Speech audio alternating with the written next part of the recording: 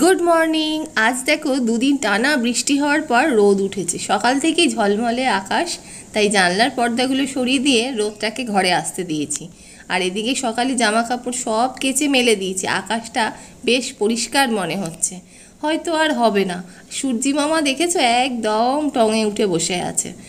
আর আমার তো সব কাজ মোটামুটি সকালের হয়েই গেছে। জামা কাপড় সব মেলা হয়ে গেছে। আর এখানে আমার গাছগুলো দেখো, ও মা, ওই দেখো একটা পায়রা এসে বসেছে। পায়রা, টিয়া, এদের কোনো অভাব নেই, নানা রকম পাখি, তোমরা তো জানোই। আর এত সুন্দর রোদ আসে না আমার এই জানলাটা দিয়ে, দেখো বালিশ ফালিশ সব কিছু রোদে দেওয়া যায়। আর বিছনাটাও বেশ গরম হয়। আর টানা বৃষ্টি হয়েছে তো, মানে কেমন একটা চারিপাশে স্যাঁতস্যাঁতে ভাব থাকে। জামা কাপড়ও একটা কেমন বিচ্ছিরি, মানে বাজে একটা গন্ধ ছাড়ে। তো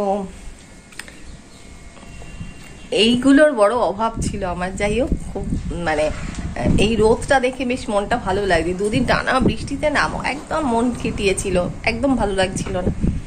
আর আমি তো বেশ অনেক দিন পর তোমাদের কাছে ভিডিও করছি।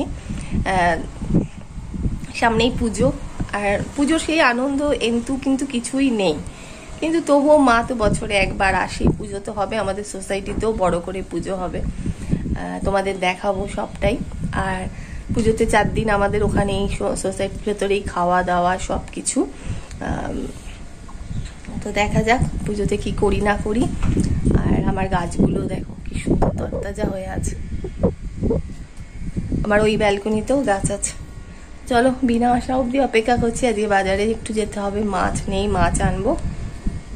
ঘরে ফ্রিজে একটুও মাছ নেই, তাই বিনা আর আমি দুজনে বেরিয়ে পড়লাম বাজারে মাছ আনতে। গেটের বাইরেই বাজার, মাছ ওখানেই পাবো। তো যার জন্যে দুজনে মিলে যাচ্ছি। আর এই দেখো আমাদের সোসাইটির দুর্গা পুজো হবে, তাই গেট হয়ে গেছে, প্যান্ডেল হয়ে গেছে। আর এই যে বাস টাস রেডি, কারণ পুরো মানে সোসাইটির ভেতরে লাইটিং হয়। আর এই বাজার থেকে চলে এসেছি। আর ঘর দৌড়, এখন তো পুজো সামনে, মোটামুটি আমার ঝাড়া পরিষ্কার হয়ে গেছে। আর ঝাড়া পরিষ্কারের খুব একটা বেশি নোংরা হয়নি, যেহেতু 1 বছর হলো আমরা এখানে এসেছি। এই 1 অক্টোবর আসলে 1 বছর হবে। তো আমি যেটুকু যা আর কি করার, কি ফার্নিচারগুলো পরিষ্কার করে মোছা, ডাস্টিং করার জন্য লোক আছে আমার আলাদা, কিন্তু তবুও নিজে একটু করে নিচ্ছি। কারণ দেখো, যতই লোককে দিয়ে করাও, নিজের মতো তো কেউ করতে পারে না।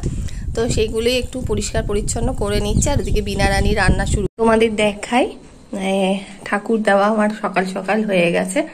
অনেকদিন তোমাদের সাথে ঠাকুরের দেখা সাক্ষাৎ করায়নি, তা আজকে একটু দেখিয়ে দিচ্ছি। আর দেখো, আমি এখানে না সুন্দর টাটকা ফুল টুল সবই পাই। এই দেখো, আমার যে বউটা ডাস্টিং করে বাড়িতে, সেই আমাকে এই ফুল টুলগুলো এনে দেয়। যে ডাস্টিং করে সে ঘর তোর ঝাড়া মোছা সবই করে, বাসন টাসন সবই মাজে। এই জানলাটা দিয়েও কেমন সুন্দর রোদ আসে দেখো।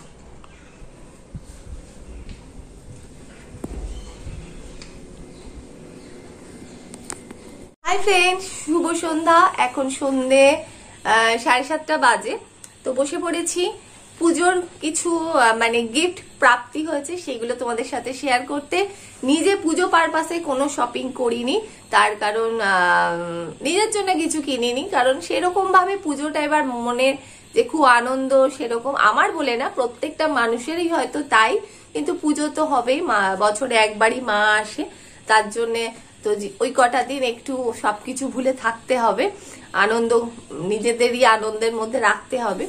তো যেগুলো প্রাপ্তি ঘটেছে সেগুলি তোমাদের সাথে শেয়ার করব। হ্যাঁ, নিজের জন্য না কিনলেও বাড়ির সবার, বা বাপের বাড়ি, বোনের বাড়ি, এদের যা যা দেওয়ার সবাইকে কিনে, মানে কেনাকাটা হয়ে গেছে, দিয়েও দিয়েছি।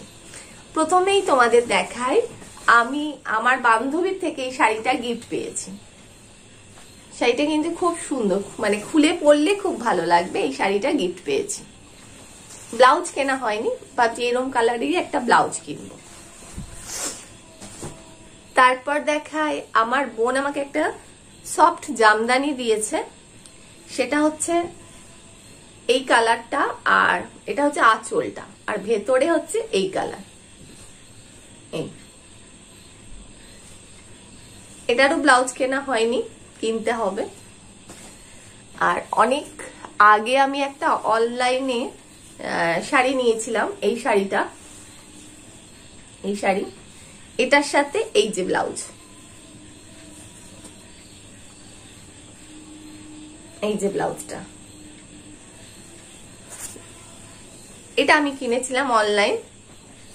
আর তারপর দেখাই এই শাড়িটা, এটা আঁচলটা, এটা কি শাড়ি নাম বলতে পারবো না, গিফট পেয়েছি।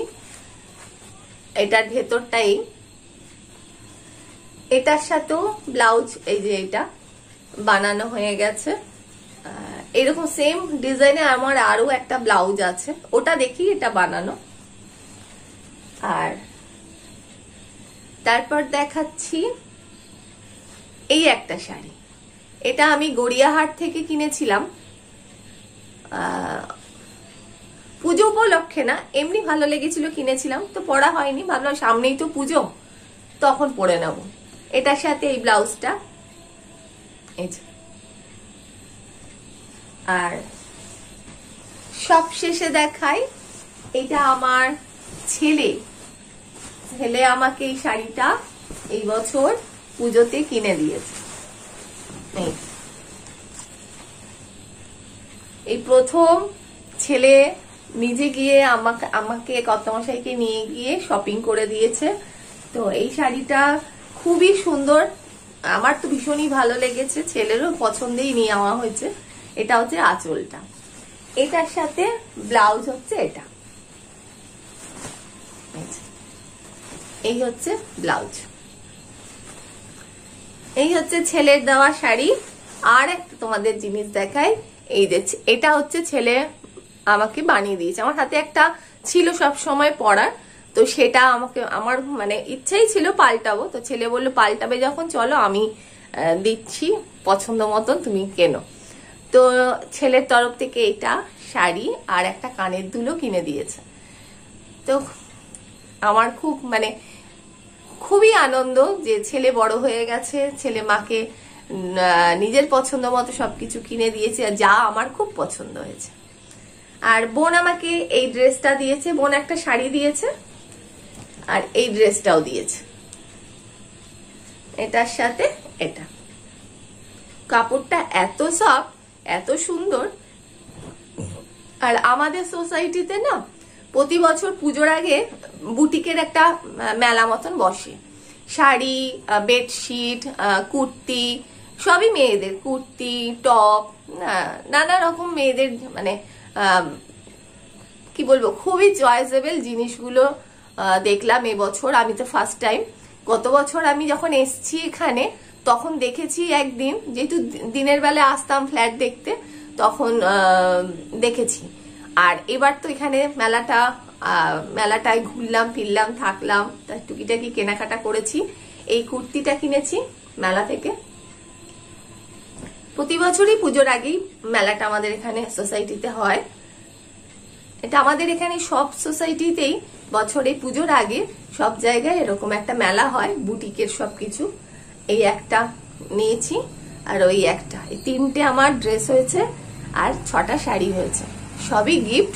শুধু দুটো, একটা গড়িয়াহাট থেকে শাড়ি কেনা আর একটা হচ্ছে আমি অনলাইন কিনেছি। তো চলো, কেমন লাগলো আমার পুজোর মার্কেটিং,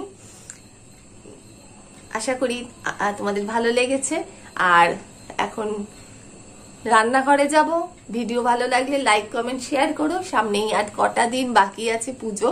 আমাদের সোসাইটিতে পুরো প্যান্ডেল ফ্যান্ডেল সব রেডি, ঠাকুর তো আমাদের এখানেই তৈরি হয়। আর পুরো আমাদের সোসাইটিটা পুরো লাইট দিয়ে সাজানো হয়ে গেছে, সেটাও তোমাদের সাথে শেয়ার করব। বেশ একটা পুজো পুজো দারুণ লাগছে। হ্যাঁ, বড় সোসাইটিতে থাকার একটা আলাদা আনন্দ আছে।